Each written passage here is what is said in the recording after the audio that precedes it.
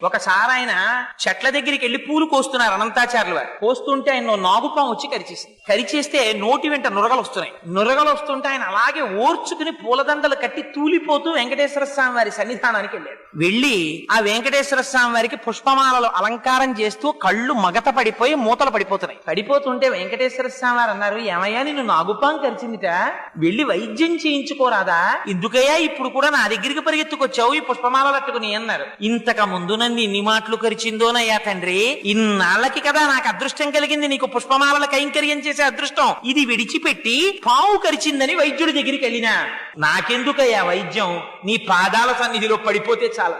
ఒక్కసారి ఆయన తల మీద చెయ్యి పెట్టారు, విషం దిగిపోయింది ఆయనకి. చిత్రం ఏమిటో తెలుసా అండి, అనంతాచార్యుల వారి జీవితంలో పొందినటువంటి గొప్పతనం బహుశా ఎవ్వరూ పొందుంటారు. ఆయన పుష్పవాటికని పెంచితే 8 రోజులు ప్రచ్ఛన్న రూపాల్లో వచ్చి పువ్వులు కోసేశారు పద్మావతి శ్రీనివాసులు. పాపం 8 రోజులు కన్ను రెప్ప వెయ్యకుండా కాపలా కాశారు. అంత వృద్ధాప్యంలో అనంతాచార్యుల వారు ఎవరు పట్టుకుపోతున్నారా పువ్వులని. 9వ రోజున శ్రీనివాసుడికి కరుణ కలిగింది.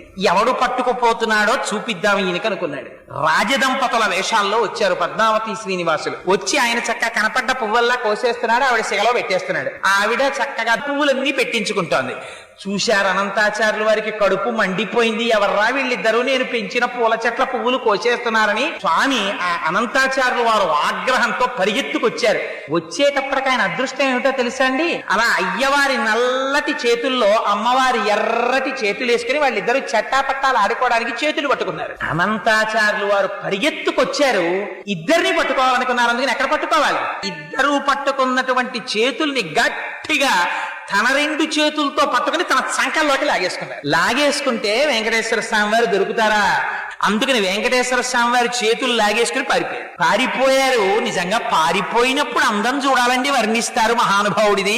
ఆ పరిగెడుతుంటేట ఆయన పెట్టుకున్న ఆభరణముల యొక్క ధ్వని ఘన కన కన కనమని ధ్వని వచ్చిందిట. ఆ చేతులకి ఏం తక్కువ ఆభరణాలు ఉంటాయేమిటి, ఆ నాగాభరణాలు, పెట్టుకున్న కంకణాలు, పాదాలకి పెట్టుకున్న మూపురాలు, నడువుకి పెట్టుకున్న వడ్డానాలు, మెడలో వేసుకున్నటువంటి పెద్ద కౌస్తుభమాల, ఆ పెద్ద వనమాల, పెట్టుకున్న పెద్ద కిరీటం, చెవులకు పెట్టుకున్న పెద్ద పెద్ద ఆభరణాలు, ఇన్నింటితో స్వామి పరిగెడుతుంటే ఇంకో చంద్రుడు భూమి మీద పరిగెడుతున్నాడేమో అనిపించింది. పాపం ఈయన పరిగెడదామంటే ఈవిడ పారిపోతుంది. అందుకని ఈవిడ్ని గట్టిగా పట్టుకున్నారు. ఎవరికి దక్కుతుందండి ఈ అదృష్టం, అటువంటి అమ్మని గట్టిగా పట్టుకుని అనంతాచార్యుల వారు అన్నారు, ఏమీ పిల్ల, ఎవరే వాడు, నీ మొగుడే కదా, ఎక్కడికి పారిపోయాడు అన్నారు. అమ్మంది, అయ్యో తండ్రి, నువ్వు నాకు తండ్రి లాంటి వాడివి, నన్ను గద్దిస్తావెందుకయ్యా, పువ్వుల తోటలో విహరిద్దామని తీసుకొచ్చాడు, వచ్చాను.